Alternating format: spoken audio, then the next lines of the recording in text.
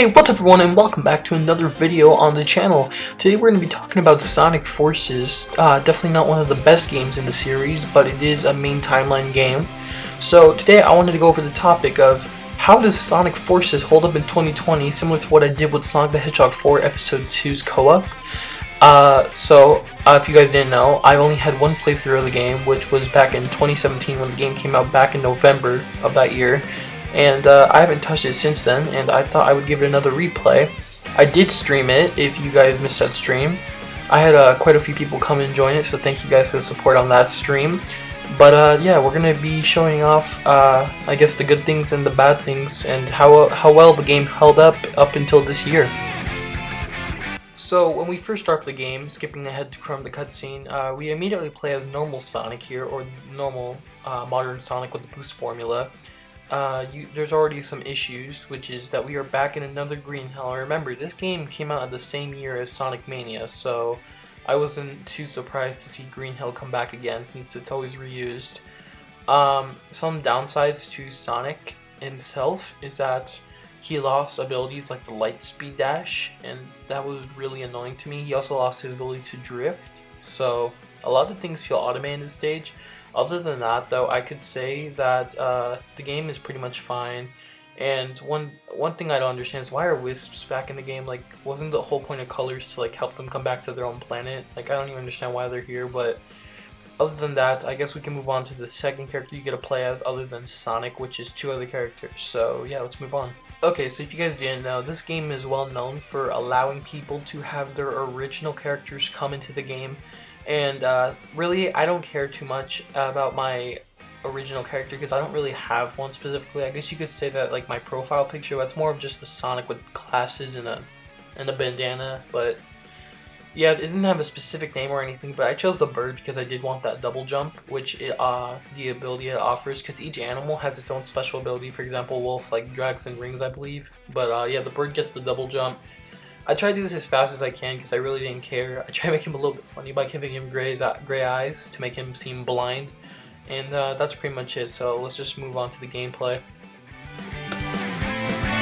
Playing the levels with the customizable avatar is, it was kind of weird. So the first stage you gotta play is Chemical Plant. Again, you gotta play another Chemical Plant rehash.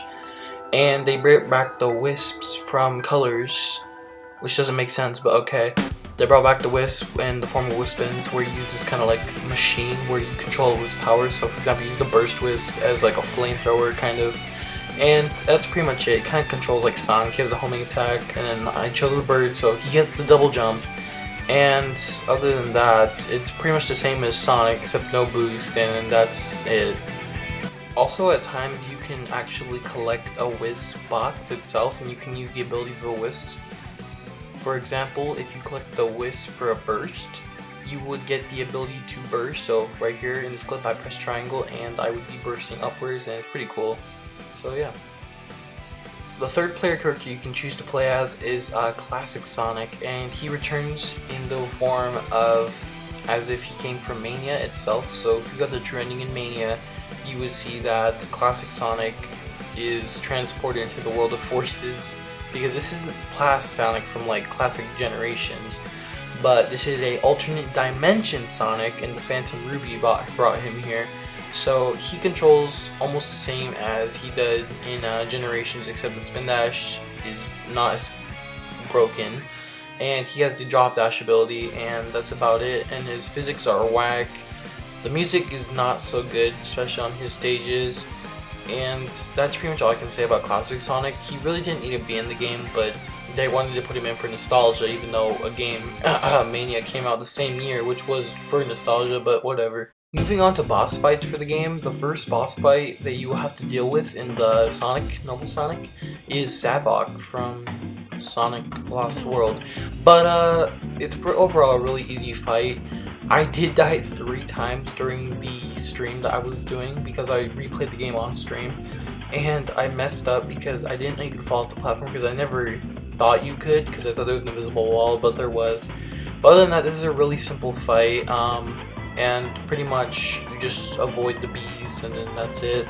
Really, I don't understand this boss fight. Like, why does he have a bee? I don't understand, but whatever. And that's about it. So Zavok's in the game, so cool, I guess. But that's it for normal Sonic's boss fight. The fourth playstyle that there is, which I forgot to mention, is a level where you play with both Sonic and your customizable character, and sometimes you have to spam square or X depending on which game version you are playing, and you do this double boost, which is really stupid. I don't have any footage of it, but you can look it up online. If you don't press square, nothing happens because you just do the double boost anyways. It's just to make you feel cool, I guess.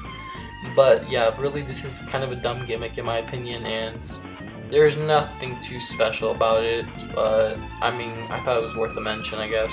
Moving on to the boss fight style for classic Sonic, it's literally just most of these bosses in the game will just throw these gray rocks at you, and you're supposed to just kind of hit it back at them. So if you watch Egg Dragoon here, most of these attacks don't even hit you most of the time, and they just throw rocks at you like right here, and then you're supposed to just hit it back.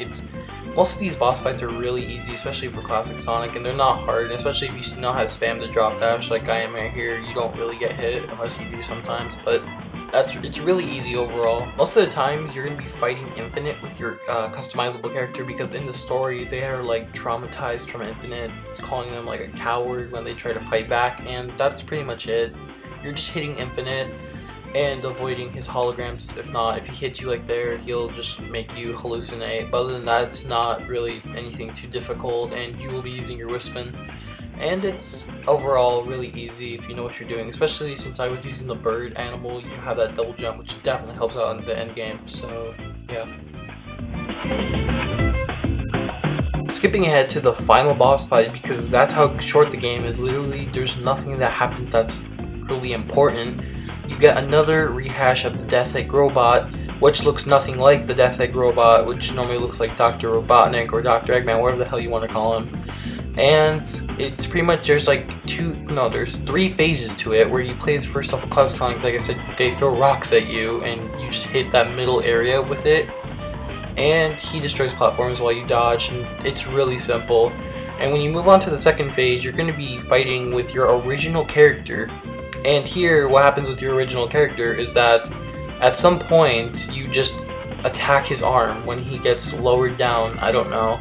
And in another point during the fight, he destroys the entire huge portion of the floor, which is an auto kill, which is complete BS, but it's whatever.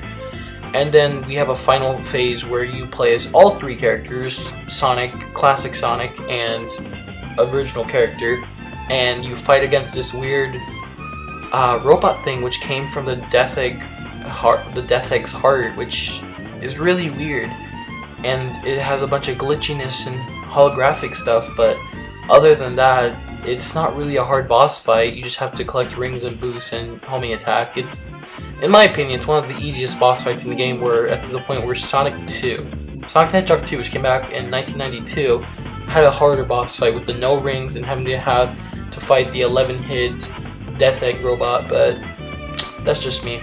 Overall, Sonic Forces is a really short game with extremely short levels lasting about 1 to 2 minutes, and overall, I really only like the boost formula Sonic stages. Classic Sonic felt like a dumpster. The original character felt like sometimes just Sonic with just a Whispin and no boost. And that was about it. And then the story sucked, in my opinion. It was really dumb. They could have done something with Infinite, but at some point you just have a boss fight with him and then he flies away, and that's about it. That's all he does. And then you never hear from him again. And then this Death Egg Robot, they could have done something cool with that and made the boss fight extremely hard, like having no rings maybe, or having this boss fight where you go only with wisps and there's no rings to deal with. But no, it's really a simple boss fight, and all Sonic is now is just a joke and a meme and Big the Cat, but whatever. This game is overall really unenjoyable. I feel like I wasted my time playing this game. It's not hard, maybe like 1 or 2 levels is difficult, but that's about it. Overall, Sonic Forces is not a good game in my opinion, and it's not worth the replay value.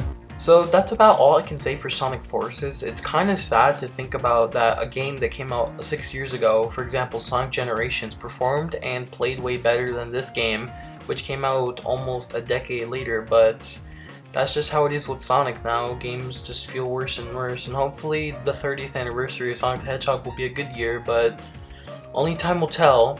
But if you guys enjoy content like this, please remember to leave a like, comment, and subscribe. If you guys didn't know already, I'm hosting a giveaway for a $10 Nintendo gift card at 100 subs, so please remember to leave a like, comment, subscribe again. It'd be greatly appreciated. And make sure to follow me on Twitter at VMAG17, of course.